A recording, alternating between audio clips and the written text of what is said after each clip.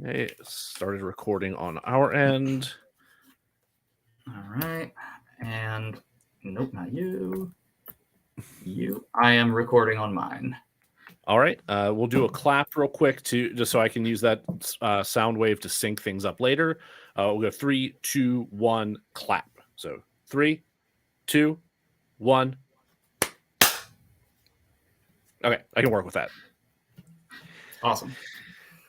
We're all recording. We're all recording. We're all here. We are all set. We are all ready to go. I think the Roger, moment roger. I ended up on a watch list for my writing. Mhm. I was writing Saving Alice in college, and there's a torture scene, and I had heard about this book written by like a dictator's regime on torture, and was trying to find that.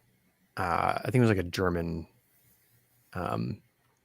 It's a German sounding name, like Kroger or Kruger. Well, not Kroger's. That's a grocery store. That's a grocery store. But yeah. and quite a nice one, I believe. Were you looking for this in a grocery store? No. Okay. It raised several questions. No, I did. I was able to find that like it did exist, but short of going on the deep web, I was not going to find it. So I feel like that, and I was also I feel like I'm probably fine with the weird JFK stuff. Like I can't. There's probably so many people researching that. I'm pretty sure the entire American populace is on like the JFK weirdness list for one reason or another at this point. It's just too ingrained into our culture. But I remember talking to somebody who was with the NSA, and like, so I do like a lot of weird research, and they're like, "Don't worry about it, you're fine." But how did they know? I don't know. Did they have your file pulled up? I was like, but I Google a lot of weird stuff, and they're like, "Don't worry about it." We're already there.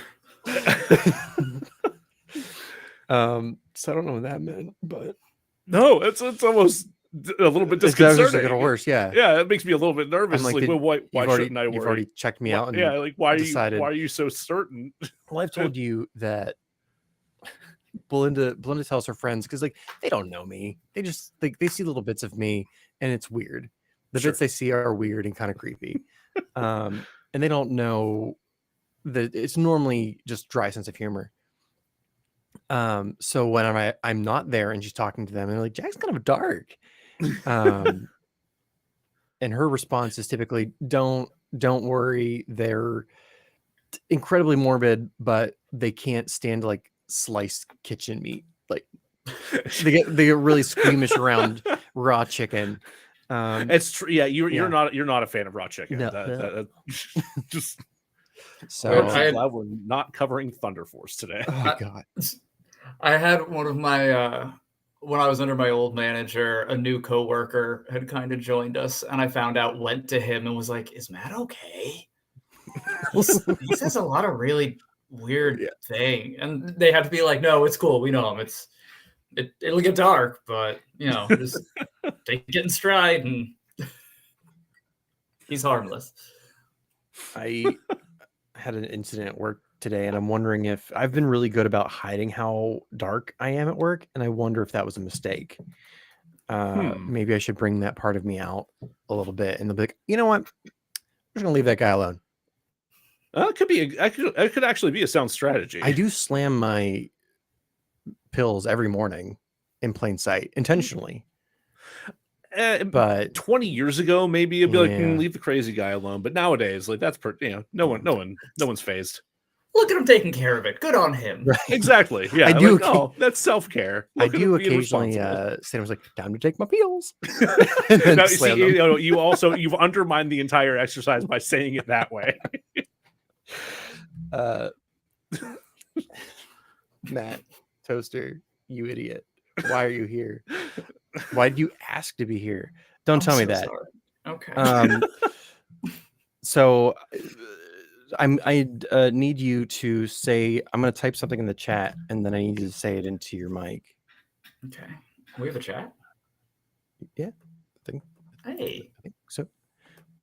Oh, no. Maybe I don't. Maybe it's just Joe. Yeah, I think I'm the only one who can actually do things with the chat within the stream. You can message it to me? Yeah, you can Facebook it or text it. Sure. Yeah, I can do those things. Is it just going to be, hello, my name is Toaster, and I am sorry?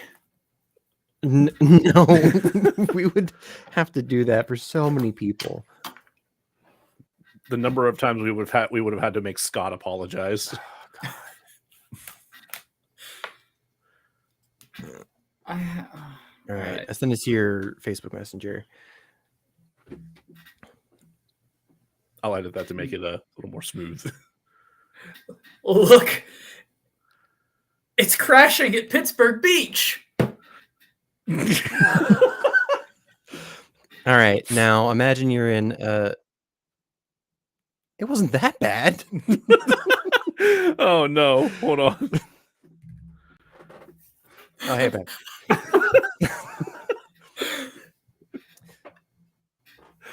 So I was thinking about the way that we're opening these episodes, and like normally we just kind of bullshit as we were already doing. Yeah. But I was like, what if we use the top as kind of like a brief, like, hey, here's what's happening with the festival and our short film. I think this is airing after our talk with Scott. Yes. Okay, cool. So it'll make some amount of sense. It'll make sense when people actually listen to this. Right. Yeah. So Toaster, we're doing Knife Breaker 3.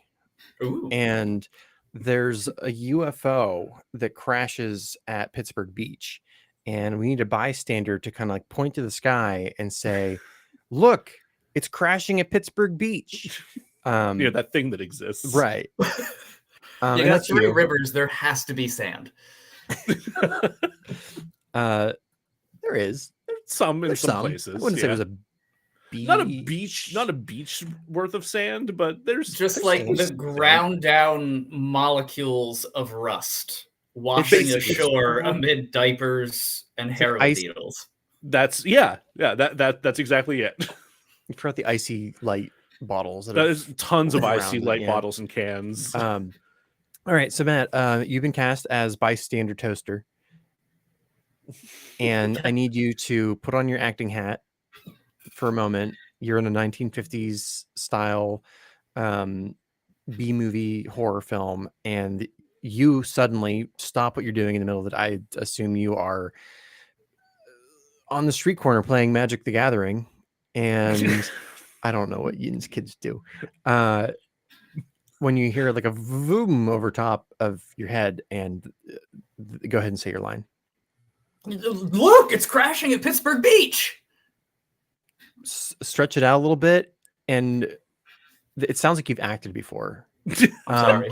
Could you act It's less? too good. Yeah. Look, it's crashing at Pittsburgh Beach. That's I like too that. It's acting. better. Yeah. No, it was good. Can you forget where emphasis goes? Okay. Look, it's crashing at Pittsburgh Beach. Ooh, too much the other direction. Wasn't expecting a bad acting class today. Yeah. This is fascinating. They're the only ones I know. And let me hear it like you're trying to alert the people around you. They don't care, but you're trying. Look, it's crashing at Pittsburgh Beach. Let's get back to. Hang on, I can do this like for fucking real. Look, it's crashing at Pittsburgh Beach. Like did you guys hear that? There was just an explosion outside my window. No. Oh no. Oh, no. No, I didn't hear that at all. Holy shit. Okay. I think we're fine. You are on the side of the state that's had multiple prison breaks lately. Yeah. Just the one noteworthy one. There were one. two. Oh, they caught the first guy right away. Yeah. Well, Oh, yeah, boy. he did have time to get shoes and a gun, so not right away. All right. Well, give me one more. I really liked your second read. Oh, I wish It had some cheese on it, and it was like a little more bouncy. Yeah. Look, it's crashing at Pittsburgh Beach. Good. I like this. Give me another one like that. A little more excited. Look, it's crashing at Pittsburgh Beach. Do that and then come up on beach instead of coming down on it. Does that make sense? Yes. You're going beach. Beach. All right. Look, it's crashing at Pittsburgh Beach. Yes. Okay. Beach? That is the ballpark I want to be in. Give me that. But like That's you better. are living in the 1950s. In a 1950s family sitcom. Just really put some Leave It to Beaver on that. Don't cast me in anything. Contrary to whatever I ask, please just know. Look, it's crashing at Pittsburgh Beach. Nailed it. I love it. All right. That was good. Hey, It only took 10 minutes. welcome. It's going to be an incredible intro. Half-hour intro. Welcome to DeRazzled, the podcast that takes award-winning worst films and fixes them. I'm host Jack Culbertson. Here to suffer alongside me, as always, is also host Joe Nealis. Hi, Joe. Good evening, everybody. Today is sort of an alien hybrid of the things that we cover on DeRazzled. It's part DeRazzled Classic, but since it wasn't nominated for a Razzie, it would be closer to a Gold Star, but it's not nearly bad enough to attain that kind of ire. At least not with us. Yeah. It did have some pretty notable development hell, but I think the best way to describe today's genre is viewer request. Because we wouldn't be doing this unless it was a viewer request. We've been saying for 2 seasons that we'll take requests, and well, we've done one. We did Mac and Me, which was a request. Yeah. See that I forgot about that one because it does feel like a movie we would. It does, cover. Yeah. But that one was requested. But this is the first time we've had somebody request it and then be on the episode for it. Well, I'm not doing this by myself, Toaster. Okay. So our guest today. Matt, what pain hath thou wrought? I said I was sorry. What would you tell the audience what the movie is? This week we will be exploring the 2016 absolute clusterfuffle of Ghostbusters Answer the Call. Because it's spoopy season. Yay! Yay! I'm wearing boxers with bats on them. Hell yeah. Oh, yeah, I'm wearing pants. Okay. You had to think about it for a second. I wasn't sure. It's been a long day. It's like my third energy drink. I'm going to crash real hard in Act 2. Yeah. So, who all saw this in theaters? I just barely missed theaters. Okay. I did rent it as soon as it was available in a red box, though. I caught it in theaters and have not thought about it since. Good call. I didn't. So the first time you watched it, Toaster, what was your initial impression? So even before that, I remember I was in. It's back when I had a job where I traveled a lot. Mm-hmm. We had the company van. We're at a grocery store. I get the notification that the new Ghostbusters trailer has just dropped. There has been word that there were behind the scenes issues and, there was already a little bit of that, 4 ladies, bruh. But right. I was determined as a lifelong Ghostbusters fan and as somebody who doesn't want to be a big bag of dicks to be like, I've got hope. So right. I pulled it up on my phone and we sat in our van and we watched this. And I don't know if in your research you watched the trailer at all, but at the end, I got nothing. Well, they're good on SNL. You saw Bridesmaids. That was I'm sure it's a trailer. Well, they just didn't put the best stuff in the trailer. And then it was a long slog to the actual release, July 15th, where so close to my birthday too, where I was like so excited because I'm like, ooh, this is my treat. And it was not. As a 30-year-old man, my now wife threw me a Ghostbusters themed birthday party because she thought it was funny. I mean, it's pretty good. That sounds like a good time to me. No. I have been admiring this entire time the original Ghostbusters style suit hanging on the door behind you. I'd like to say I hung that for this. I honestly thought you had. I did. Okay. All right. So I did break it out over the weekend. Okay, so I broke it out a few weeks ago. Kevin Smith did a thing, and he's like, last minute, it's like costume contest. And it's like, well, Sure. there's one I have that I know is decent. I get there. I was the second best Ghostbuster. Oh, damn. Yeah, the dude showed up. He had like the slime blower, like a homemade whole PVC setup. And I'm like, well, F me. And he still got Wow. third place. No shit. Venom Mandalorian, I think, took first. Okay. So, yeah. Interesting. So much like you, I also didn't want to be a bag of dicks. This movie, when it first was announced that the cast was going to be 4 women, the internet did what the internet do and threw a shit fit. Yeah, it sure did. And I remember I'm like, okay, well, I'll wait till the trailer to see how this is going. But I'm like, please don't suck. Please don't prove these people right. Yeah. And I vaguely remember the trailer. I don't remember the details, but I'm like, oh. And I also was like, maybe it'll, maybe they just need to like polish it up a little bit, and they're trying to like figure out the tone still.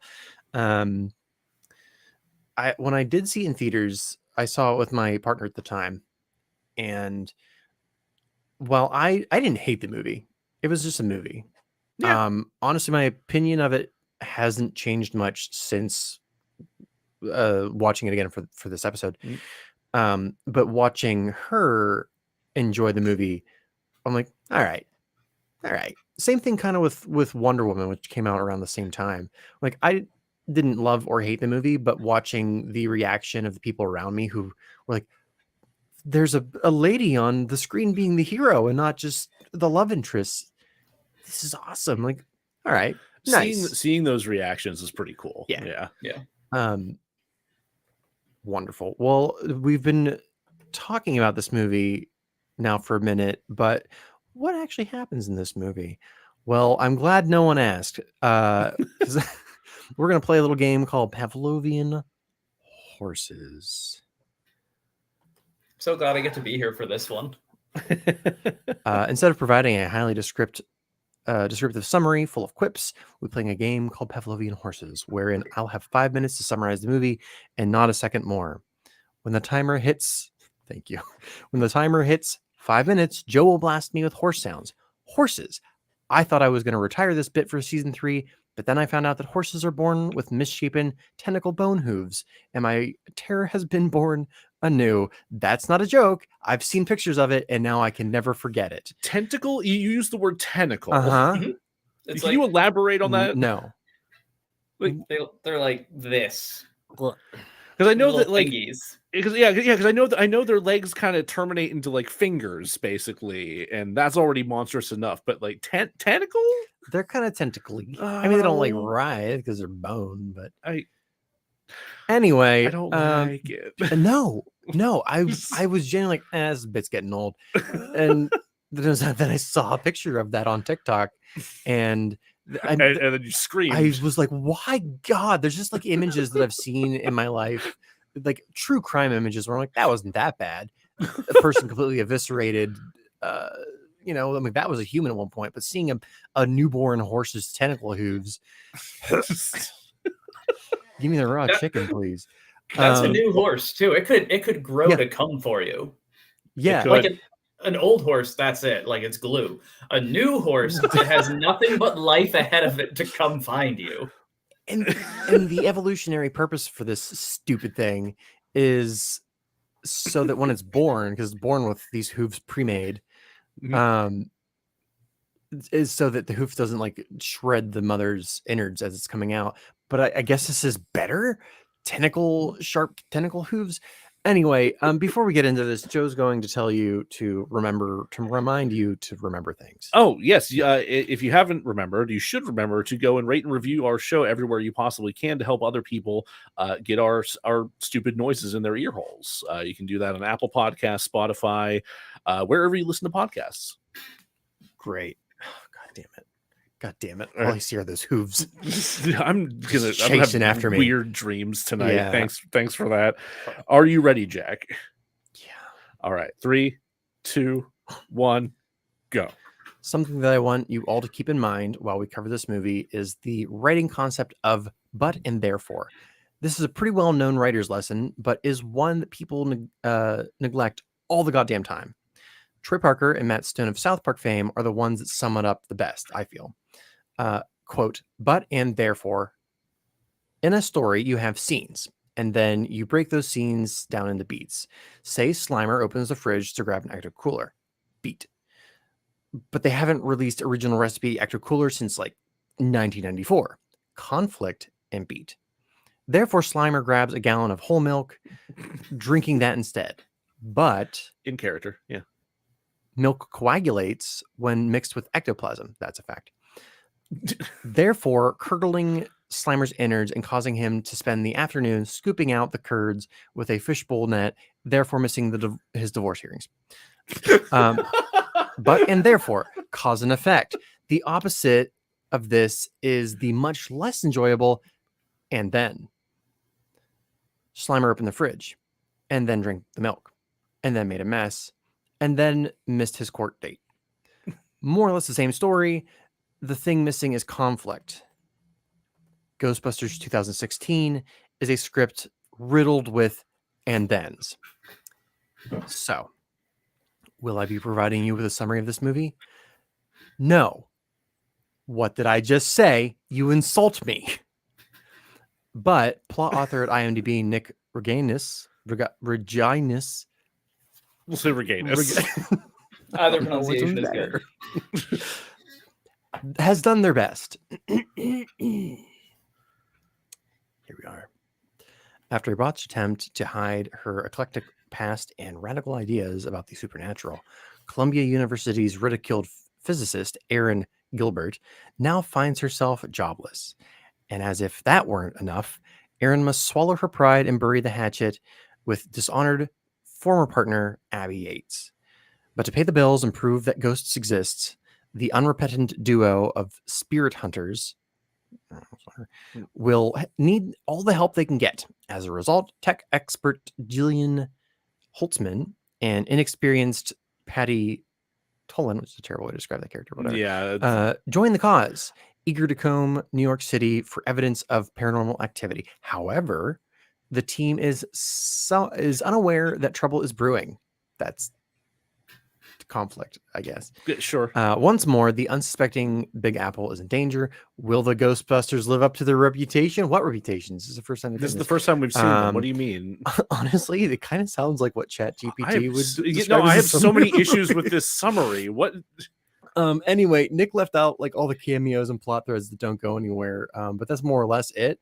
I do want to make sure that we mention the villain is an incel who wants to destroy the barrier between the human world and the spirit world, releasing all the man ghosts, which you only find out in the extended cut. They're specifically man They ghosts. are specifically man ghosts. Yeah, that's true.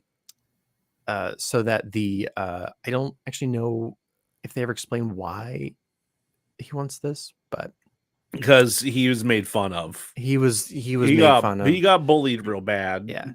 And he will eventually get disco powers. The end. All right. There was never any issue with horses getting involved with this episode, so there we go. You had a full minute 17 left.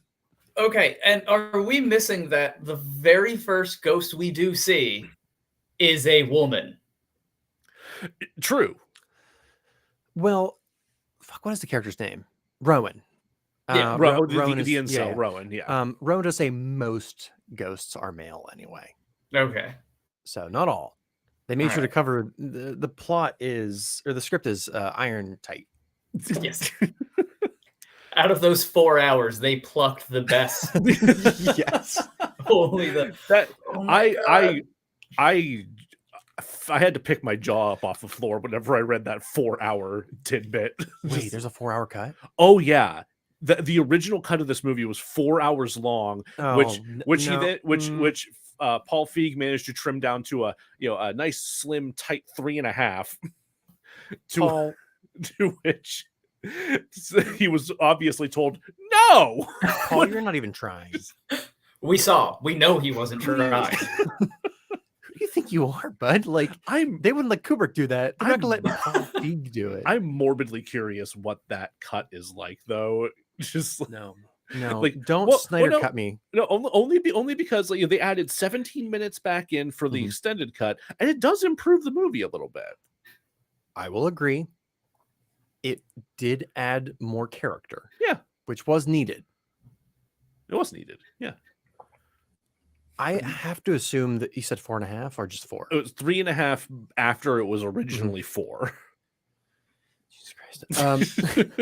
I have to assume that it just includes all the riffing between the actors. It's probably a lot of Melissa McCarthy riffing, probably a lot of Kristen Wiig dancing, probably a lot of dancing in general, because even the extended cut does add more dancing. It does, not only that, so on the Blu-ray, they have, what was it? Because I have so many. So I love when on the internet. Can I swear on the internet? Because I took so many fucking notes. I think we've sworn several times this episode already. I think you're good, man. I didn't bring up the Cumble. Oh yeah. Damn it. You were doing so well, Jack. What was it? It was like it's after the gag reel. It's called like Plot of Jokes or All the Jokes. Pick a joke. It is excruciating. So let me do that without slapping anything. It is excruciating. Essentially, like, so all right. There's a behind the scenes clip of Paul Feig directing Spy, where it's him and Jason Statham. Essentially, you've got Jason Statham, this very kind of stern, stoic, and Paul Feig very seriously. Yeah. And it's funny because Paul Feig is just feeding him little ridiculous lines to pitch to McCarthy or whoever happens to be in the room. It's like, try this, try that. Oh, horse hooves. Oh, look at the pink scarf. Hey, look at that. Now pretend you have a captain's hat. Like, just no bad decision, which is clearly a direction he loves. And he will just do that again and again and again and let people riff forever. And I will assume that's how you get a 4-hour cut. There was if you watch that little like bag of jokes or whatever, the Benny, the Chinese delivery guy, clearly has a thing for Kristen Wiig's character. That's not even present in any of what we see in either cut. No, every single one. That dude from Deadpool wants Kristen Wiig so bad. Oh, he is Dopinder, isn't he? Oh, holy shit. I didn't write down any quotes, but there's one where it's, he's delivering. He's like, oh, hey, where's the bathroom? While I'm here, where's the bathroom? It's downstairs in the Chinese restaurant. Oh, will you help me? I was like, it's really funny. That's really funny. The interesting thing that what I found interesting out of what you said was that Paul Feig is the one throwing kind of side coaching them with terrible ideas. I just assumed they just were naturally bad ideas, not that he was giving it to them. It was just like I said, the Spy deleted scene or like the blooper reel, because everyone loves wasting film and hard drive space. He just sat there and peppered lines he was coming up with, and it shows. You'd think that would be more of like a pre-production thing where they would be doing that to like build a rapport between the performers so you can get like the best stuff on the day, right?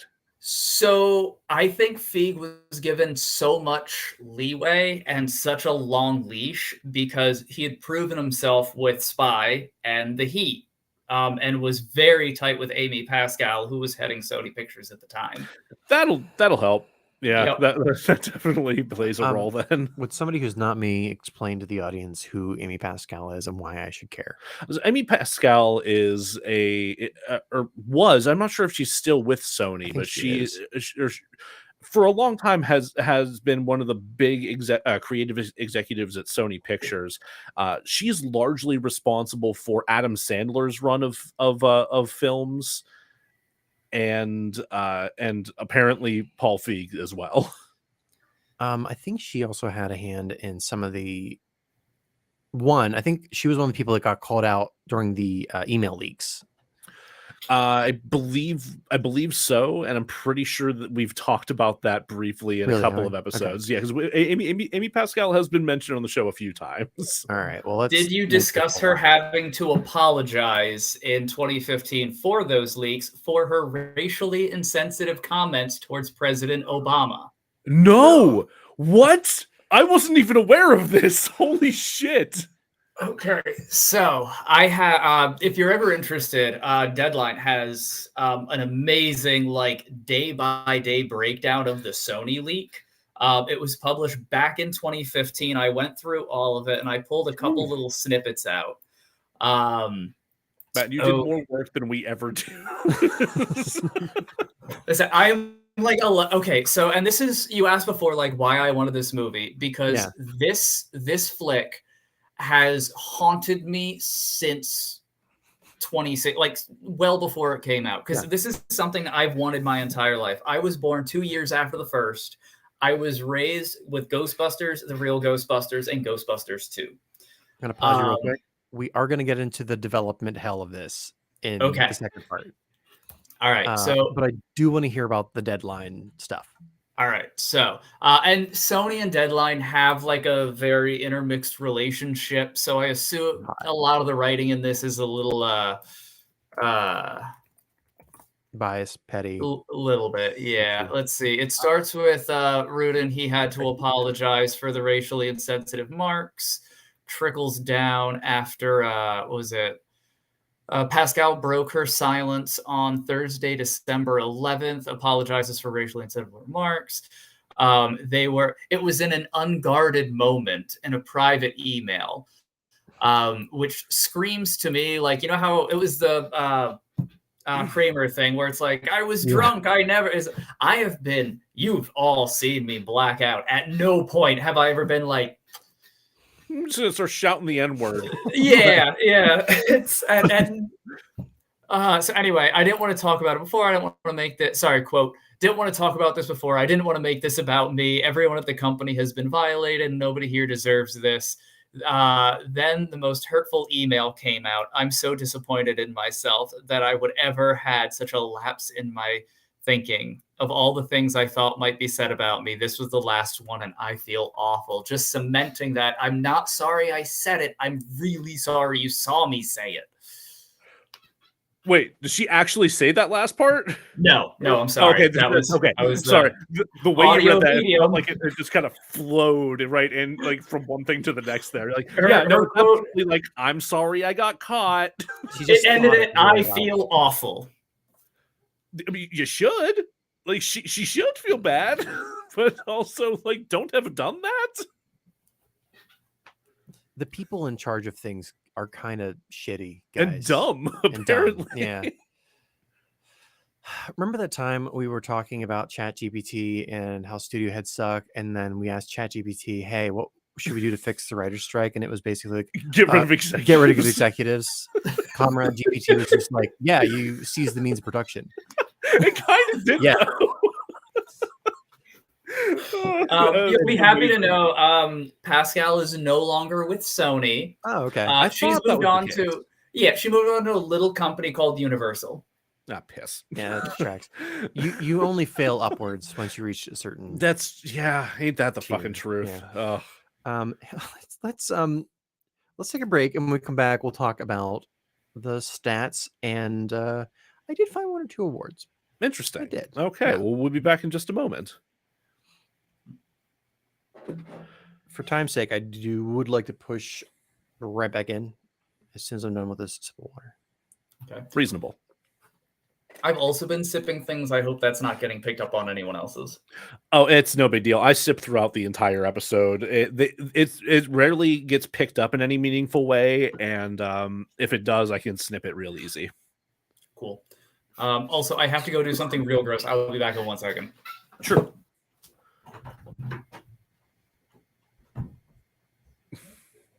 What do you think he's doing that's gross? I don't know, because it's not nearly as bad as anything I would think of.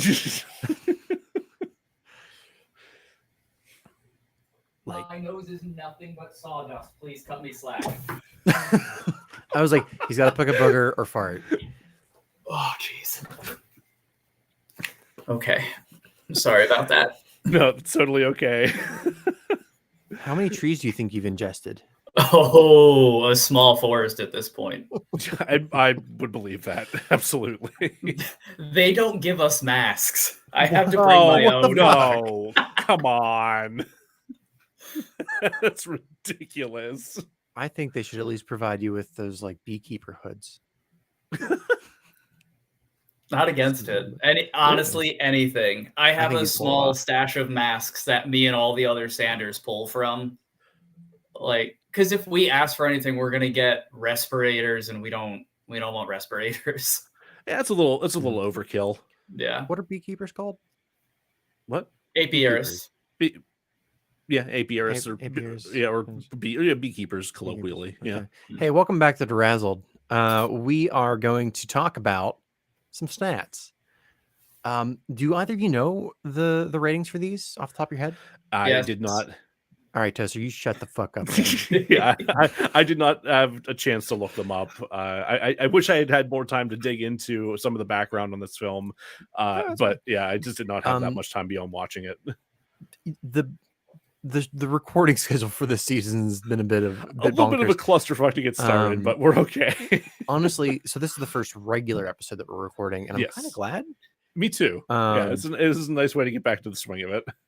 Because I also grew up with the Ghostbusters, so I feel a little Same. more comfortable talking about this than I do our first aired episode, which is the Love Guru and Mike Myers. Oh, what's fun is we'll be able to tease this episode in that episode because my mom will love to talk about me as a 3-year-old watching Ghostbusters. I'm hoping we just talk about that, not Love Guru.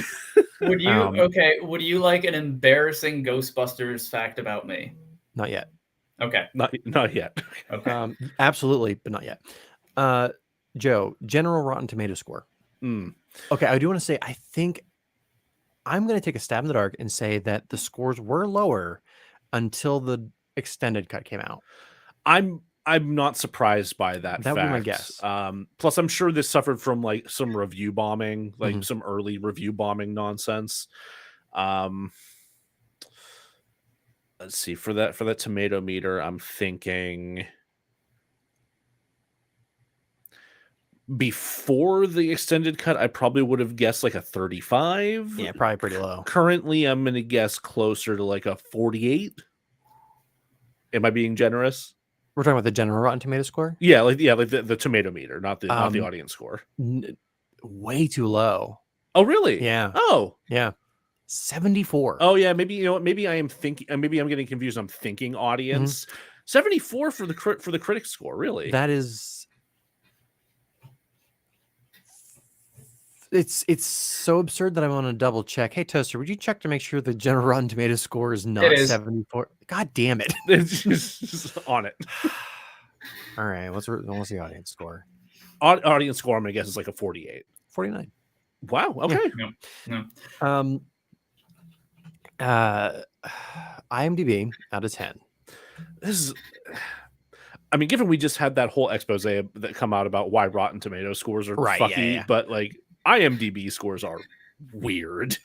They are genuinely a strange beast. They are, but I normally agree with them. Sometimes I do not agree with this one. So I'm guessing it's like really high then. Is that it's a little higher than I would a little higher than you would like? It's an 8, isn't it? No, it's not that good. It's a 6.8 out of 10. 6.8. Okay. Yeah. I mean, see, it's hard for me to gauge with IMDb anymore because like toward like the back half of season 2, we got all these like bonkers, absurd IMDb scores. It's like, what are you guys smoking? What's happening over there? It's kind of like other people's opinion shouldn't really matter. Just watch the movie and enjoy it or don't enjoy it. Huh? Yeah, So weird. So artworks. Okay. Anyway, I just would not go that far with this film. So this movie came out in 2016. It did not receive any Razzies, any Razzie noms, like nothing. Which is interesting. I'm trying to think I'm gonna have to look up what all was nominated that year. But would you like to know, because I already have it pulled up? I'm One sorry. nominee. I knew most of this offhand. I just did it to check myself. Outstanding. So before you do, I want to say that the internet, those boys were sure angry that it didn't get nominated for anything. It did get nominated for a different award thing, but Toaster, what did get nominated for Razzies that year, 2016? Okay. 2016. I would say this movie could be up for any number of them, to be honest. And if it weren't for such a tremendously bad box office offering, like it would have been up there. It could have been bad sequel, bad reboot, bad script, worst picture, all that. However, it was up against gems like Zoolander 2, Yeah. Oh, buddy. Teenage Mutant Ninja Turtles, Out of the Shadows. Not even the first one, the second one. The second Michael Bay one, if I'm not Oh, The mistaken, second, right? yep, yeah, where Raphael, like I think that's the one where like they sneak above a basketball game in Madison Square Garden and like drop a piece of pizza, and then somebody flies a tank. Man, I'm really glad I stopped at Ninja Turtles 3. I will go to bat for TMNT, the computer animated one from like 2003. Anyway, the marketing masterpiece, Suicide Squad. Oh yeah. That was the one that the director's cut was so bad. DC went to the marketing company who made that first trailer and was like, "You give it a shot." David Ayers still wants the director's cut, He still wants to release a director's cut. Yeah. and he's he not deserves a it, terrible man. director. But They let Snyder do his. Just like I guess, like fuck it. Who It's cares like at this point? if you have two kids, you can't give one the director's cut and not the other one. Yeah, it's just bad parenting. Yeah. You hear that, Warner Brothers? You hear that, David?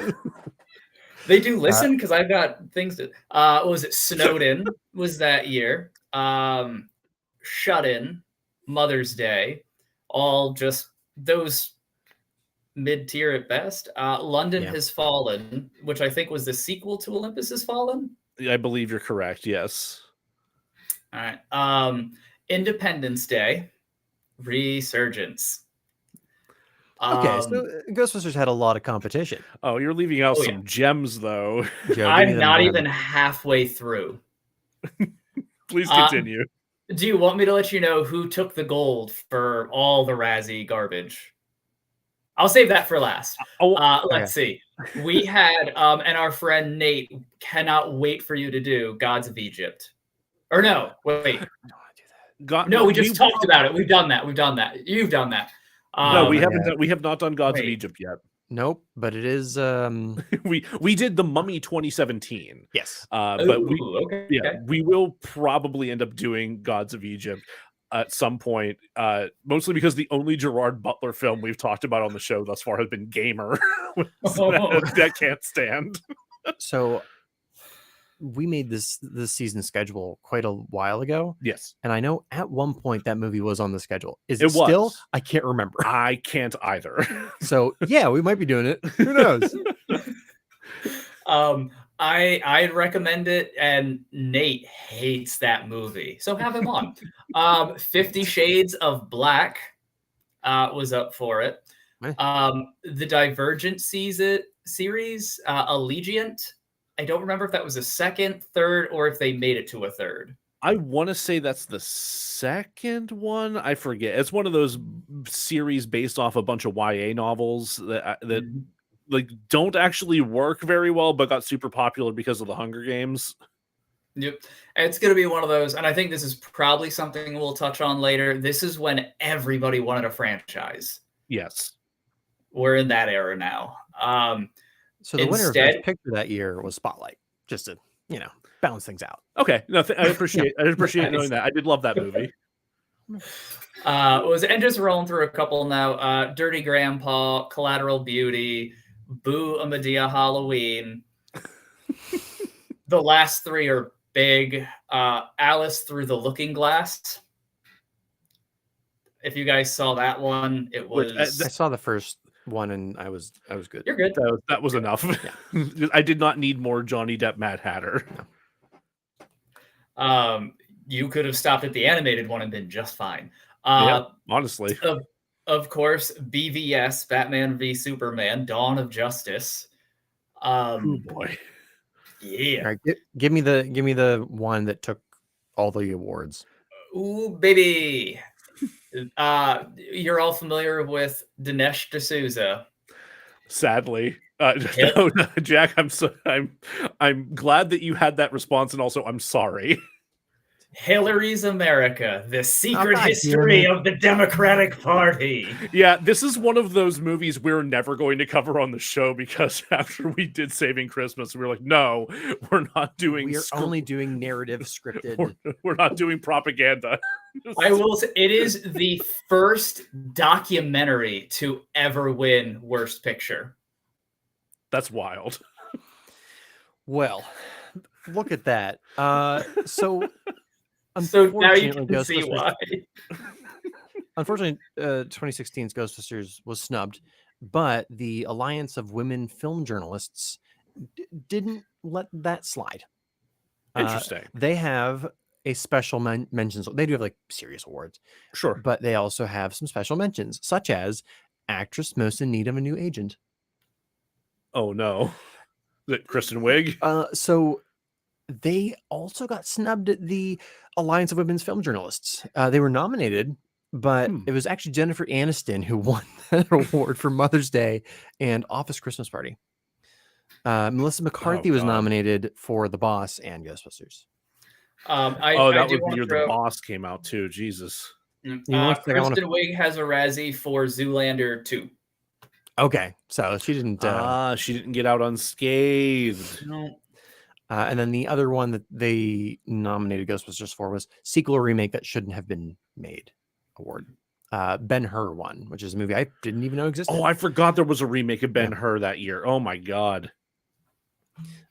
So as a palate cleanser, before we get into the critique, Toaster, if you would like to provide us with a delightful childhood story of you enjoying Ghostbusters. Oh god. So it's lost somewhere. It was given away in a bunch of tapes. I don't know who has it. But in my burgeoning, like, I want to do filmy acty stuff, there is definitely 8mm of little me filming car chases around the house with my Ecto 1. Hell yeah. I was so proud. I did like the scoop shot down below, like, you know, an aerial helicopter following, but one hand with the camera, one hand with the Ecto 1, and I'm just like trying to get the, you know, down into that first person angle. All I needed was a budget. Parents said no. That's fun. I like that. When I would watch, so like one of my first childhood nightmares was not from Ghostbusters 1, but Ghostbusters 2, with the bathtub that tries to eat Oscar. Oh, Scared the shit out of me. Pink goop. Yeah. Well, I didn't have any context because I was playing upstairs at one of my cousin's houses. Oh, this just happened to be on. And it was like they were watching it downstairs. I came downstairs and just saw this bathtub try to eat the child, and I was like, "What the fuck is this?" Yeah. That, and whenever I was a little older and knew what Ghostbusters were, I would watch the movie with the ghost trap set up. And whenever they would catch a ghost, I would like catch it with them. Stomp on the little pedal guy, and oh, I love it. That's adorable. We'll probably have already mentioned this a couple weeks ago when we talked to my mom, but when I was like 2 or whatever, I'd be walking around without like in my underpants, like dancing around, singing along to the theme song. Except I wasn't good at making words just yet, so I couldn't say who you gonna call. I would say who you gonna hee-haw. That's adorable. So I want to leave you with this thought before we cut to break or to cut to commercial. We are all to blame for the Ghostbusters sucking. All of us, each of us, each one of us. What did I do? You hee-hawed. Oh, Toaster shot toy short films, and I did the trappy thing. You did the trappy thing. The children's ruined Ghostbusters. All right, be back after break. It's a hell of a line to go to break. Yeah. I changed mine from what I was gonna say. When I was really little, I used to make my parents call me Egon. That's good. That's a good one. Joe, what are we at time wise ish? We are up to we just hit like around 51 minutes. Okay. Yeah. But there's like a bunch of stuff to trim out of that. It's Gotcha. fine. Yeah. I'm ready to hop back in if Ian's are. Yeah, I'm good. Mm-hmm. Welcome back. We all heard of it. We all murdered what? I was gonna make a making a martini joke because usually that's what your commercials are for. Oh. We have one commercial now, and it's just Caleb. We still have a couple other podcasts whose stuff I cycle in there, but I do use Caleb's a lot. Well, maybe a little biased. Hey, welcome back. It occurs to me, Joe pointed out that I left this on kind of a cliffhanger that I'm not going to answer till the second episode. Shit. Sorry, guys. Tune in next Tuesday for the reason why kids suck. But right now, we're going to critique the movie. Let's critique the movie. Let's critique this movie. I do want to know, like, your initial impression of this movie, like the first time watching it was what in like short blurb? I didn't hate it, but I also didn't think it was good. Okay. I thought it was a shameless franchise cash in on nostalgia, but not horribly done, but also not good. See, I hadn't hit my point of like, okay, I'm sick of this nostalgia bullshit. Like you're just you're milking our childhoods point just yet. Okay. But this was symptomatic of that. Yeah. Toaster? I begrudgingly laughed in the face of nostalgia. Like I could see what they were doing, but every once in a while, one of those actresses would throw out a line and I'd lose it. I laughed out loud. My wife heard me like a story away. Like I was in the basement, she was upstairs. This was your initial impression? I'm sorry. Nope, that was a lie. My initial was sorry. Again, like 3 times this week, my brain is fried. Yeah, fair. Yeah, initial was it's not what I wanted, but I got something finally. Understandable. Yeah. Wonderful. So let's talk about the cast and who worked for you from the cast. Just want to name the obvious one on top. What, Channing Tatum? What? No, sorry. Wrong person. Chris Hemsworth. Which cut did you watch? Wrong person entirely. I don't know what my brain just did. Chris Hemsworth. Sorry. Yeah, tomato. Sorry, potato, tomato. Yeah, potato, tomato. I was thinking Kate McKinnon, but yeah, also Chris Hemsworth. You almost got it. No, yeah, I absolutely agree. I love Kate McKinnon in everything. So I just always want more Kate McKinnon. I liked her when I watched it in theaters. I think the only time I really laughed rewatching it was when she did a thing, and I laughed like an idiot. It's like manic, crazy child. I'm glad that nobody else was in the house because it was like crazy laughter, silence for 20 minutes, and then crazy laughter again. Well, just think if you do that during the 4-hour cut, you're going to get more laughs. Like it's going to be spaced out even. Well, she's just. Sorry, go ahead, Toaster. No, you continue. So, like, she was the one actor who was in the scene the entire time, right? So, like, everyone else was kind of like waiting for their time to say the funny thing or like trying to get their funny thing in. But when she honestly, she kind of stole the scenes because she was in character the entire time, even when she wasn't doing anything. Like, whenever we were like focusing on Melissa McCarthy or Kristen Wiig, you had her in the background being a fucking weirdo, completely in character. I'm like, this is great. Like she is that weird ass. She's Holtzman. Yeah. Whereas everyone else, I'm like, okay, you're Melissa McCarthy doing Melissa McCarthy jokes. Cool. I honestly, I didn't hate Melissa McCarthy in this. Like, I think this is one of those examples where like Melissa McCarthy is kind of at her best when she has a character that has some kind of actual heart or or focus to it. And whereas as we've covered previously, her characters when she's directed by her husband are usually lacking this to a significant degree. Or it's kind of or that's established but also gets like thrown out the window for just the worst jokes. For this though, I felt like she definitely didn't hit the mark frequently, but like she was on for at least like a few moments. Like there was some real earnestness in some of her interactions, particularly with Kristen Wiig. I think like the backstory dynamic between those two characters, I think, brings out some good from both of them. I do have that under the story. Okay, that worked for me. I'm gonna throw this theory out here. Is they did have. I was gonna say. I think they've also had a production history as well. They've worked together before, and the two of them like being paired together again. I think really helped add, especially McCarthy, like you said, like she nails the heart of that character better than anyone else. And I kind of would have liked to have seen more of her throughout. Yeah. I'm going to throw a theory out there. Okay.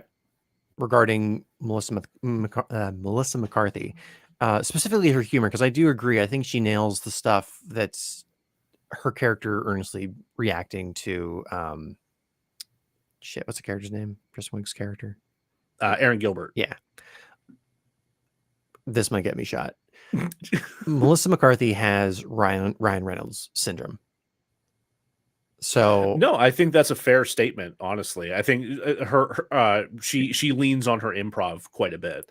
Well, so I'm getting to the point where I'm exhausted with Ryan Reynolds being Ryan Reynolds. He's got a shtick. He's had a shtick his entire I remember watching him on like Two Guys, a Girl, and a Pizza Place. It's the same shtick. It's good shtick, but it's been like 30 years.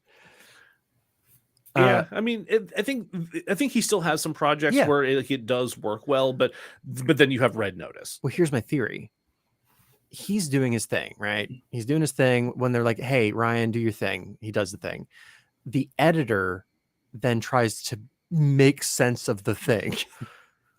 Yeah, because you can't just leave it all on everything he puts out on the performance in there. Like you have to try and pare that down somehow. So you're trying to like that's how you get the 4-hour cut. That's how you get the 4-hour cut. Exactly. So you're trying to pick the best bits, but you're also trying to like service the story and the other actors, blah, blah, blah. I think that's why when Melissa McCarthy works with her husband, he doesn't have quite the eye to say like, oh, my wife kind of sucked in this scene. It's like, it was all good because I'm madly in love with this woman, which is great for your marriage, but also it's like I love their relationship. Yeah. I don't want them to make movies together. Correct. And I think that sometimes Ryan Reynolds is able to throw around his weight, or if it's a movie that they're just like, you're just great, Ryan. We just love everything you do. They kind of suck.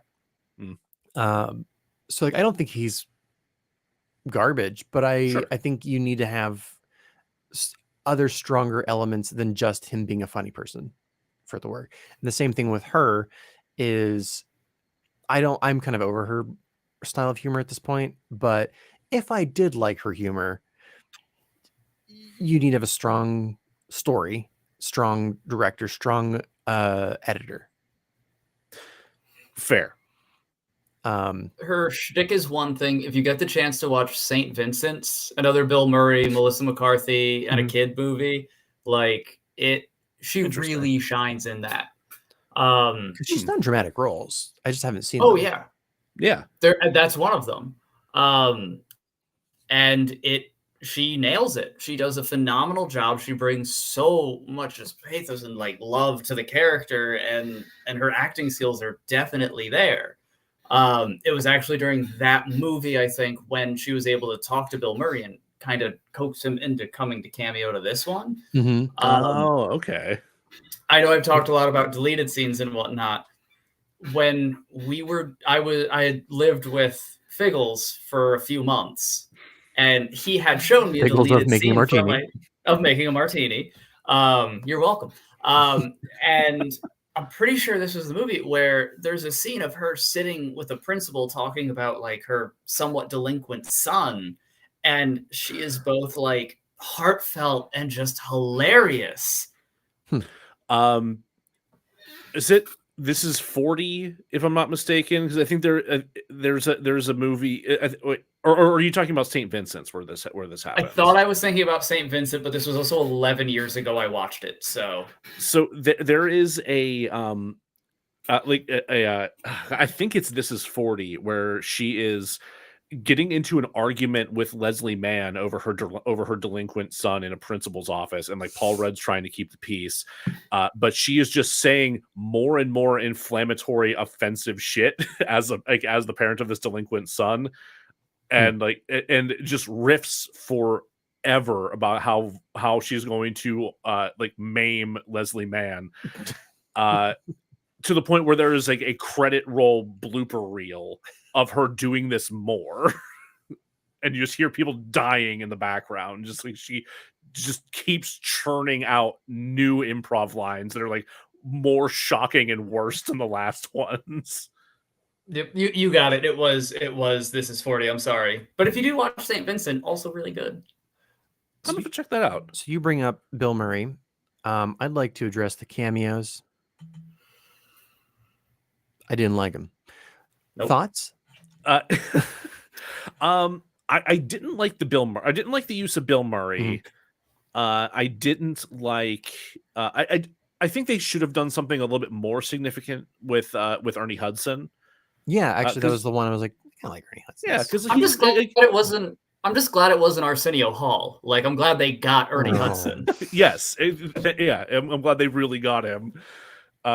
Yeah, I just wish I would have liked to see like a moment more with him, because he's only there for like the very last second of the film. Sigourney Weaver thrown in as like a mid-credit cameo is like kind of meh. I do like the character they gave her. I did like the character they gave her, but especially the idea of her being Holtzman's mentor is very fun. I do like that. I liked Annie Potts, because it was it was a little like, samey to her role from the originals, but like, sure, you're doing a little callback thing, that's fine. You've already done a little bit of that through Chris Hemsworth as it is. Why not keep it rolling with Annie Potts proper? I actually laughed at Dan Aykroyd's though, because because I'm reading that not as Dan Aykroyd making a cameo appearance, just in this universe, that's actually Dan Aykroyd. That's current day Dan Aykroyd. Yeah, hawking his vodka and talking about fucking supernatural shit. Yeah, because he makes that offhanded comment about class 5 vapors like roaming the city, and it's just like, no, that's just Dan Aykroyd. He's not playing a cab driver. He's playing himself as a cab driver. That's it. He just has a cab. He just has a cab. That's it. Well, okay, you kind of turned me around on Dan Aykroyd. Yeah. That is the best take I've heard of any of these cameos yet. That's phenomenal. Thank you. Also, not far off. That is kind of Dan Aykroyd. It is. I kind of in Afterlife, Aykroyd was when he came back as Stans. Originally, the character was written that he had also kind of gone off the deep end, and that's why some of the way he's played through that is not very consistent. They went back, they did reshoots with like the phone call and whatnot, because by the time they got to the end, when he was there on set, his character was supposed to have gone a little nutty as well. And when they're like, well, no, maybe we can kind of work with this, grow it, this turned into a really good movie, let's flush the characters out for something we can continue to work with. That's why that character kind of came around. Like, just the character in Afterlife was a little inconsistent. See, I still haven't seen Afterlife, so I haven't seen, and I've seen the trailer multiple times, so I've not actually seen the movie proper yet. It's a wonderful palate cleanser for this. Yes, I'll have to pick up a copy. It's also not the first time that they threw around the idea of Ray going a little crazy. He would be the one that does, though, right? Yeah. Like he just like one night he spent a little bit too much time with Tobin's spirit guide and a bottle of Crystal Head vodka. It's just and the second part of this episode will cover some of the unused scripts for Ghostbusters. nice. And in I think one or two of them, his raid goes a little off the deep end. Little cuckoo bananas. I really enjoyed Neil Casey as Rowan. He was an effective little incel twerp of a villain. Yeah. I think he balanced Sorry, it. before we get too far off the cameos, we're missing the big one, Murray. Do we have to? Here's the thing, and this is going to be my take on why I actually liked it. It is a very nice kind of reference to the fact that Bill Murray would not look at a Ghostbusters script for 15 years. He had no interest in returning. So much so that, and again, we'll get into this next episode, Sony was getting ready to sue him. I didn't know that. Oh, fuck. Oh, a lot came out in those emails. I assumed it was a Harrison Ford Star Wars Episode 7 thing where he was like, "I'll kill me and I'll come back." Yeah. Well, yes. So that's what it was.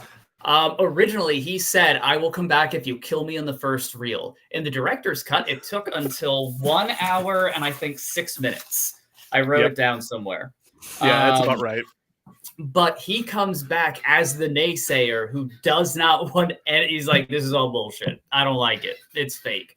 And he didn't get killed off in the first reel, but he's got less than 20 minutes of footage, so that probably counts. I like to think he was in the Walter Peck role. For time's sake, I want to keep us moving along a little bit because we do have to record the second episode, and we are just covering the first part of the critique. That's true. Okay. Yeah, we should soldier on.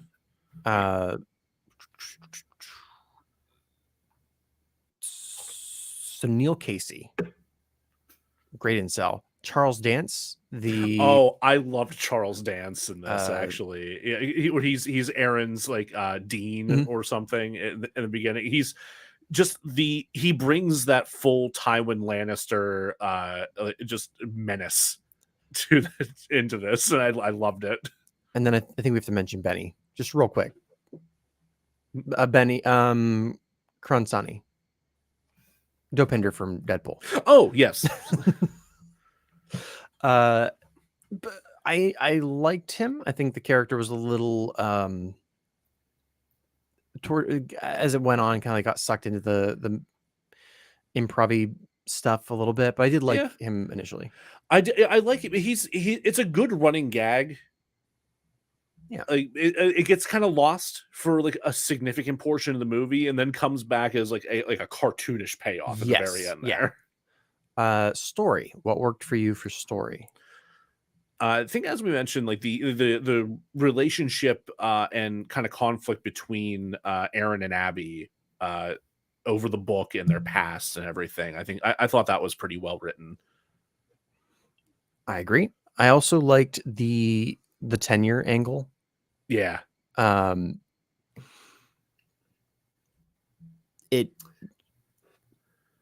I lost my thread. To kind of tackle that, I liked the tenure angle until it was shot in the first 30 minutes. She does. She's kicked out of the university.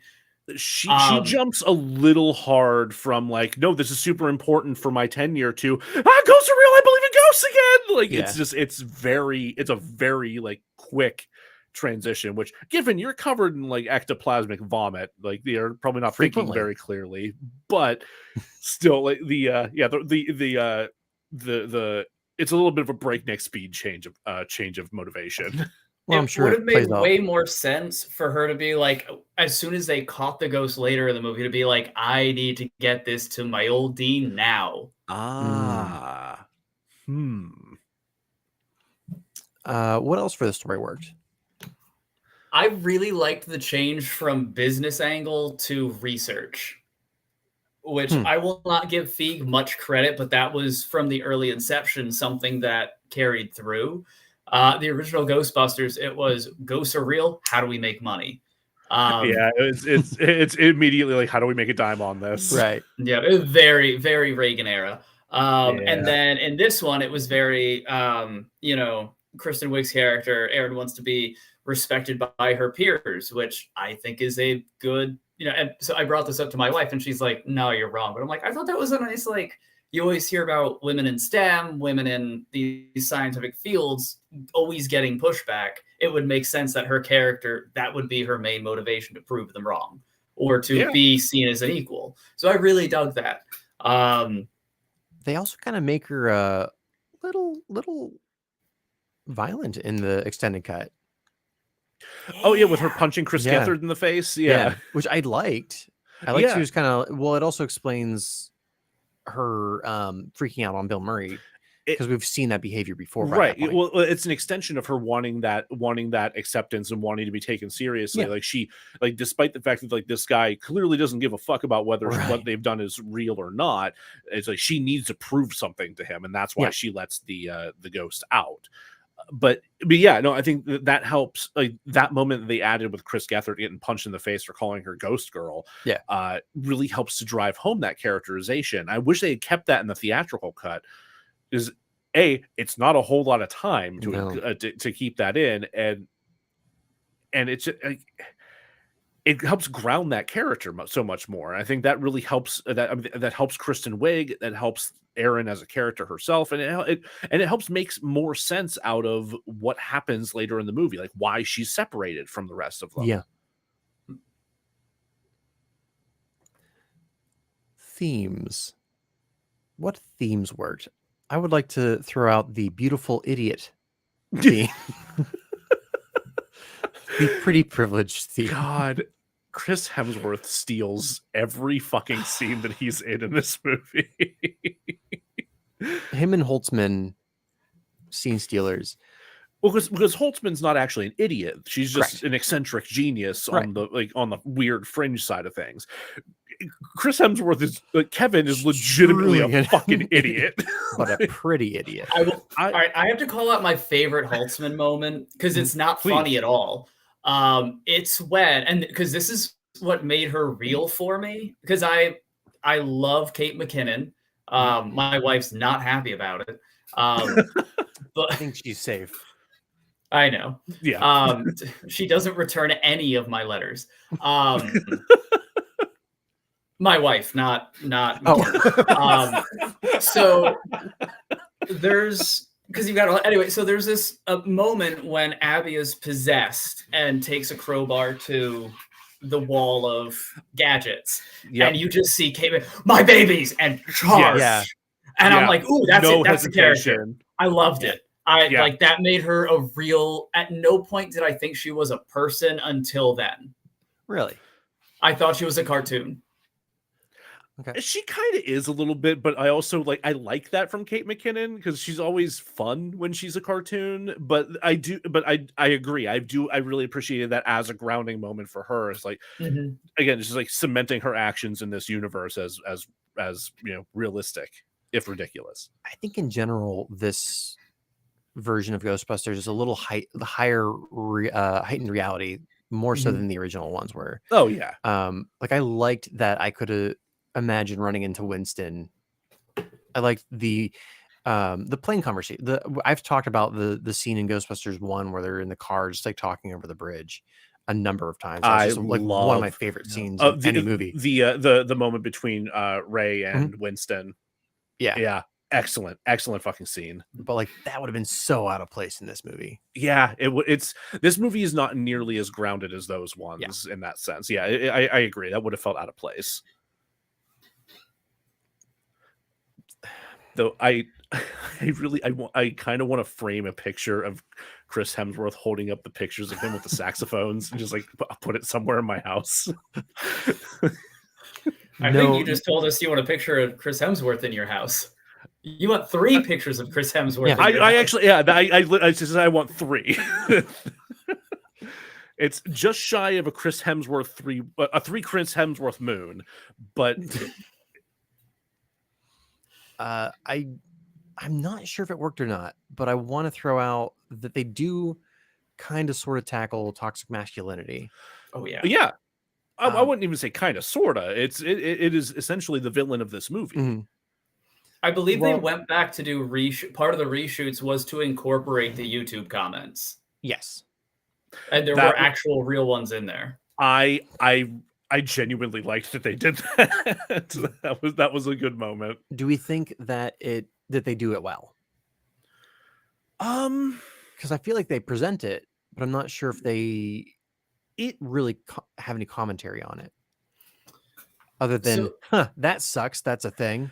It's a little face value-y, I guess. Like it's like it is presented. It's not really given much of an actual critique in the like in the text of the film or in the subtext of the film. It's just this bad. Yeah. Which it sucks. Yeah. So there was, and I'll probably talk about this a little bit later, but just real quick, during the controversy when the trailer came out and everything, one of the things that was pointed out was there was a YouTuber, Comic Girl, who did reviews and everything, and she came out and very blatantly said, "I'm not interested in this movie because it's." I'm not even going to try and quote, but it was essentially her, where she was going, "I'm not a fan because everything I see in this is not equality. It is men dumb." I always get. She was hoping for more of a mixed team than just here's all ladies. Yeah. It's I a tough line. I always get a little bit wary of takes like that from a trailer because like you're not getting like the full narrative from the trailer. It's a little presumptuous to read that much from a trailer specifically, but I mean, it did kind of bear out that way. With the exception, I don't think it's actually men dumb. Like Kevin dumb. Kevin dumb. Kevin dumb. Mayor and pretty. dumb. Mayor dumb. Ex-boyfriend dumb. Benny can't figure out wontons. I really feel like. Well, is that on him or is that on the restaurant? I think he is the restaurant. He can't just be the restaurant. He's a delivery boy. Yeah. I kind of feel like, and I also, God, this might be a can of worms. I kind of feel like this is the same for the original as well. All of them are dumb. The only one that's not kind of up their own ass is Winston. Yeah. And that kind of is still true for the what's the character's name in this? The subway worker. Patty. Yeah. That's a kind of true, Leslie Jones' but it's a little. She plays a little bit more SNL because SNL. Because 3/4 of this main cast are SNL alums. Whereas Ernie Hudson played it pretty straight. Yeah, and I love that. So OG Ghostbusters, everyone kind of dumb. True.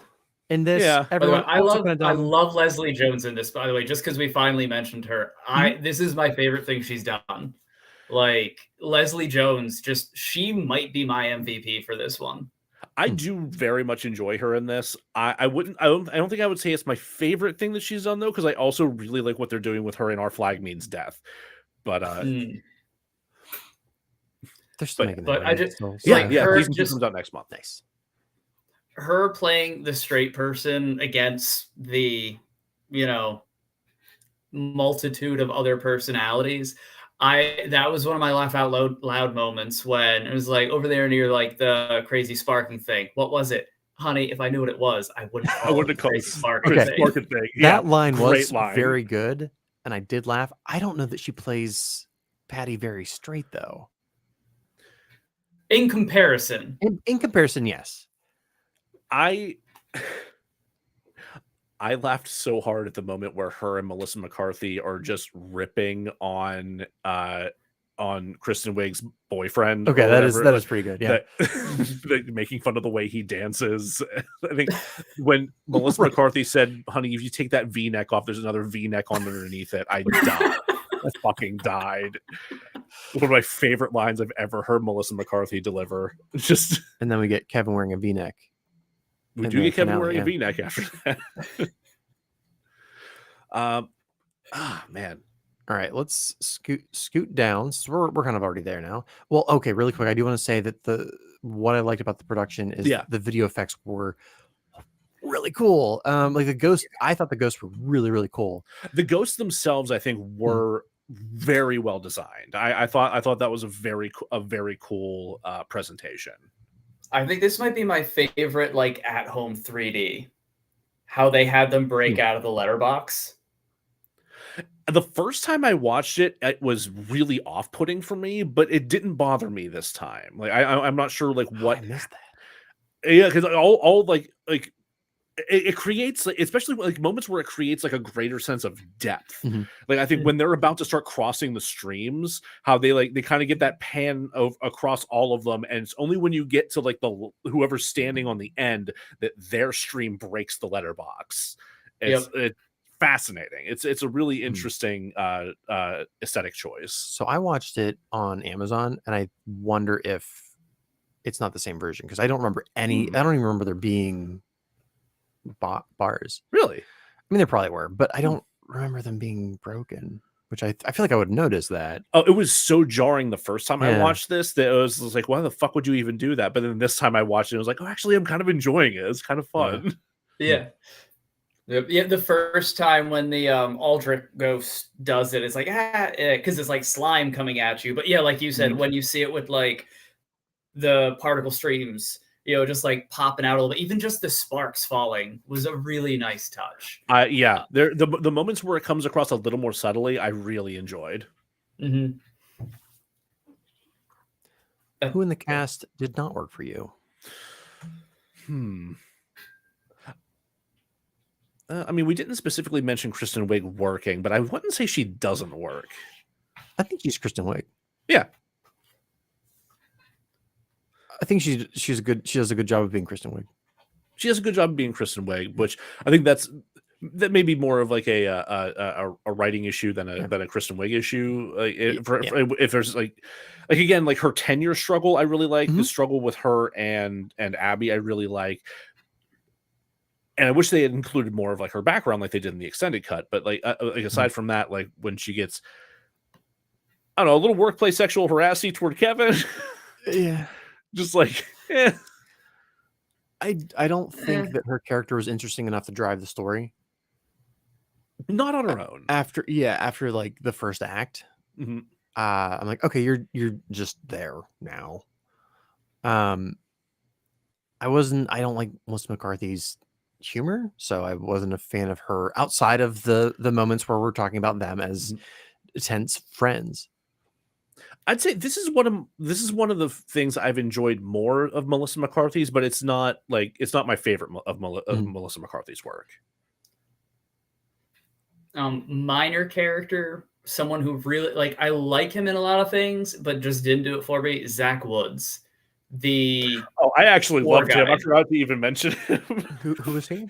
He's the tour guide in the very opening scene. I liked him. Yeah, the lanky tour guide giving his ridiculous descriptions of all these things. I love him. I love him so much. What about him clanged for you, Toaster? I think maybe it was just a lot. Well, apparently that's him doing a lot of again just improving. That's his wheelhouse, yeah. Yeah, some of that just fell a little flat for me. I thought the shots, maybe it's not even him, maybe it's just the way he was shot, because a lot of it lingered in ways that kind of took away from what could have been a scary moment. I would agree with that. Yeah, it's because in the original, I don't want to compare, so I'm not even going to go that way. But when they're trying to set the tone, they can't. Maybe this is a great like capsule for it. They don't know what they're doing because you've got like this actor like riffing and making jokes and the jokes aplenty or whatever it is, like blended in with the movie for me now, where he's like, and this was the music room where they had a Steinway piano with this, that, the other thing, and like a violin, and then a Jew trumpet, which was actually a regular trumpet. We just think they bought it from a Jew. I don't recall that. No, buddy. And then all of a sudden you have that twist where it's like they're trying to set that eerie tone, but then he's clashing with it so much so that by the time you make it to the Aldrich basement, I don't know if I should be laughing or scared because I actually really love that effect. Yeah. No, that's a fair point. There is some tonal whiplash in there because, like, while like I personally love hearing him riff about how like how like Lord Aldridge like force his way onto an escape boat like in front of women and children and all Right. that. Like that was Yeah. like this is a fun bit, but like yeah, tonally it is a little weird. You could have had like one or two jokes from the tour guide without losing the tone. So yeah, maybe I'm misattributing dislike of him to dislike of the tone Could be or could lack be. thereof. Like they could have cut maybe half of the jokes about him soiling himself. Oh which, god, like, yeah. Yes. Yeah, that didn't need to go on as long as it did. So in the theatrical cut, it did not. They made like okay. one or Yeah. two Dookie jokes, and that was it. In the extended, they really thought that's what people They, showed like, up for. hammered it home for some reason. Like it really like that was like the one downside of the extended cut. Is like some of those bits go on just too long. Let me know if Can we you get agree. a sample? Kind of like that. That line was pretty good. And Toaster, let me know if this holds true for Afterlife as well, because I don't remember the movie really.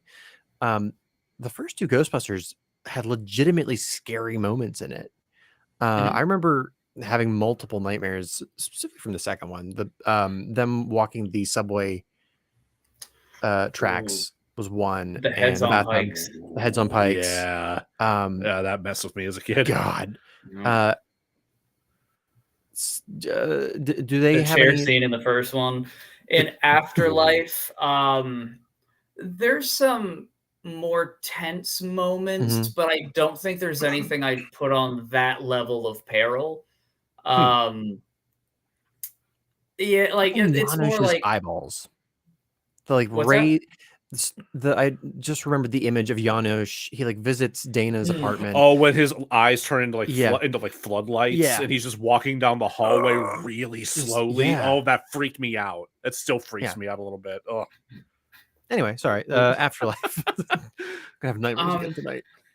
So Afterlife, I can't think of anything scary, but again, I watched that as an adult, so it's not going to hit me the same.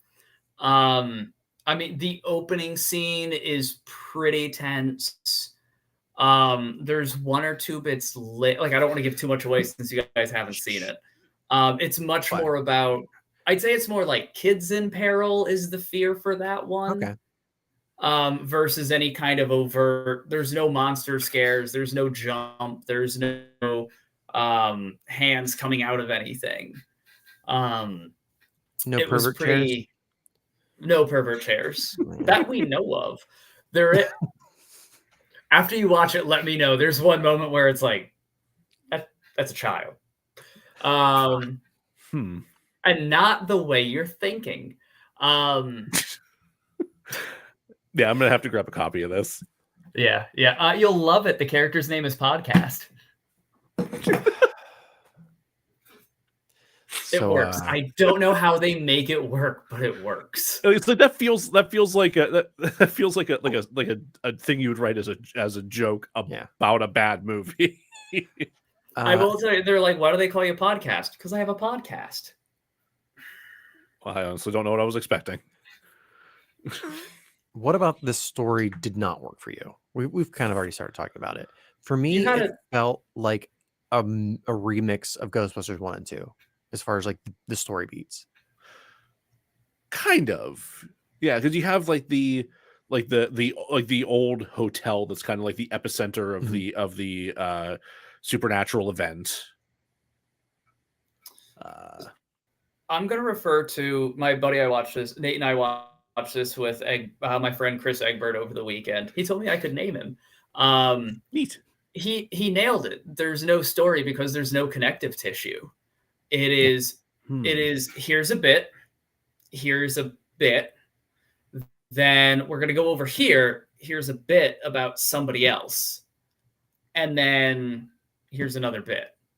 Because it goes from here. Okay, so here's that first scene. All right, that kind of ties into what that's essentially the call to action to get the 3 Ghostbusters at the time there, with the Aldrich scare.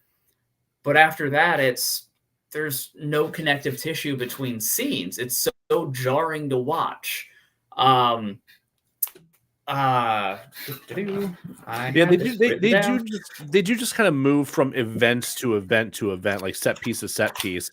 Like it's not really until they actually start going after what was the bad guy's Rowan. Rowan. Yeah, well, it's not until they're actually on to Rowan that things start to really come together. It feels like you get the visual tie-ins of like the weird like cyclotron device that pops up at every location, but like it's a seed that pays off later, but doesn't really serve as connective tissue in and of itself. Right, and like the Ghostbusters don't know what they're following. They know there's a weird device. They didn't find it at the Aldrich mansion. No, they found it in the subway. And then it wasn't until the concert they found another. They're like, oh, that's weird. Which I guess they're did not kind very of lead good to the ley lines. Yeah, the ley lines get brought up way too late. Yeah, that should have been something that was seeded much earlier, at least for audience benefit. Like you have that first cyclotron as kind of like a bit of dramatic irony that like we know about it, but the characters don't. Why couldn't the ley lines have had something like that? Also, and this is a small thing for me, it should not have been Erin who figured out the ley lines. That should have been Patty. That should have been her moment. Patty's the one who knows New York. Why does Erin know all of these addresses and the history behind the buildings? Yeah, that should have been Patty's call. I 100% agree. That should have been Patty putting that piece together. Yeah, that would have worked. Oh, that would have been good. Right? Instead, she's just, my uncle has a car and I got us some jumpsuits. Yeah, no, because she's mentioned something about architecture earlier on in the movie, if I remember correctly, right? Yeah, so she clearly has the knowledge of the of that area. Like, why not have her do that? That was what they present her as, the person who's bringing that to the Ghostbusters, the history of the city, and then they drop it. Right, she's supposed to be like the every person, like the lay person. But the thing about lay people is like they are ingrained in a community and they know they learn and know its history and its ins and outs. Like she would have that ingrained familiarity with that part of Manhattan or that part of New York. It could have been the lay person that found the ley lines. There it is. And that about covers it for this episode. Any final thoughts on?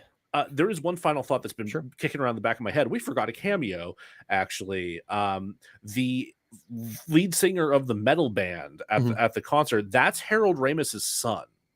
Oh, really? Yes. Not the lead singer.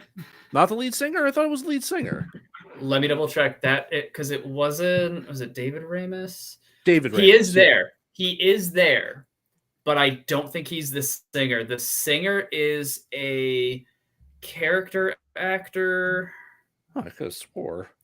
Because I looked him up. Maybe I'm wrong. I've been wrong about several things in my life. But Harold Ramis's child is in there somewhere. He's in that scene. Yes. He's in that setting somewhere. I mean, I do like that they try to incorporate that. Yep, it was Adam Ray. That is unless that is Ramis, in which maybe it could be. Maybe that's a stage name. Oh, maybe. Fantastic. Wonderful. Do we think this movie deserved the hate and accolades? Or accolades? We're talking about two different cuts. I think like theatrically, maybe the accolades, like the nominations for from the what was the group again? The Alliance of Women of Journalism, Film Journalism. Yeah, like I think those accolades, sure, I can understand that. The weird sexist fanboy hate, no, no, I don't think it deserved that whatsoever. But that's kind of where I fell as well. Is I don't think it's a very good movie. Yeah, but I don't think it deserved even a little bit of the internet hate that it received. Yeah, like it's fine.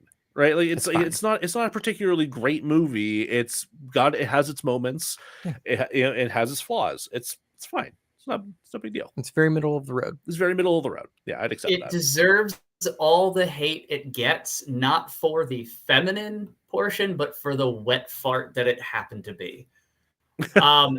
Now, we've referred to the internet hate several times, and I'm waiting for a bit to drop this. This might come later. This will be in episode 2. We'll talk Okay. about the internet hate. Okay. Because we are now at the conclusion of part 1 to Ghostbusters 2016. Answer your phone. The call is coming from inside the house. Oh, God. Joe, where can they find us? Thank you for listening, everybody. You can find us wherever you listen to podcasts, Apple Podcasts, Spotify. As we said earlier, please rate and review the show everywhere you possibly can. Podchaser, Good Pods. That helps people find us. It helps more people have fun with what we're talking about here and engage with more movies and whatnot. Yeah. If you're looking to find us on social media, you can find us on Facebook at DeRazzled Podcast, on Instagram and TikTok at DeRazzled_podcast, and Twitter and Blue Sky at DeRazzled Pod. They're talking about potentially charging people to use Twitter, apparently. And if that happens, we will not be there anymore, and you'll find us on Blue Sky. Yeah.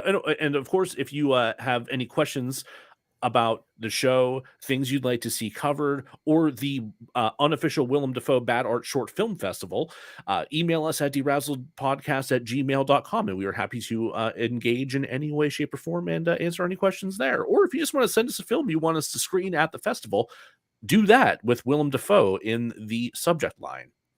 All those things and more in our podcast. Yes. Hey, you should probably join us next time. As always, we'll be sure to razzle dazzle you. Somebody had to fucking say it. Jesus. I was watching Matt's mouth kind of like open and close, just like not sure. I was like, "You gonna do it? No? Am I allowed to? I'm a guest. I don't know if I can do it. Yeah, absolutely. Oh, okay. Well, So I not can now. be It's too sure. late. Oh, I'll try the next one. I'm sorry. We'll get you in part 2. All right. We'll be sure to razzle dazzle you. See you next week. I gotta pee. Oh, sorry. Oh, amazing.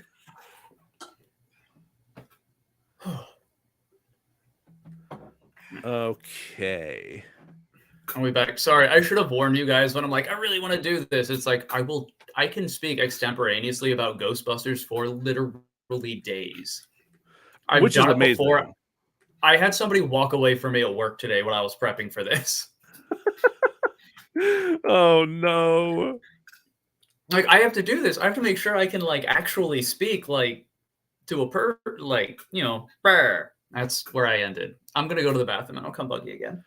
Okay. All right, I'll miss y'all.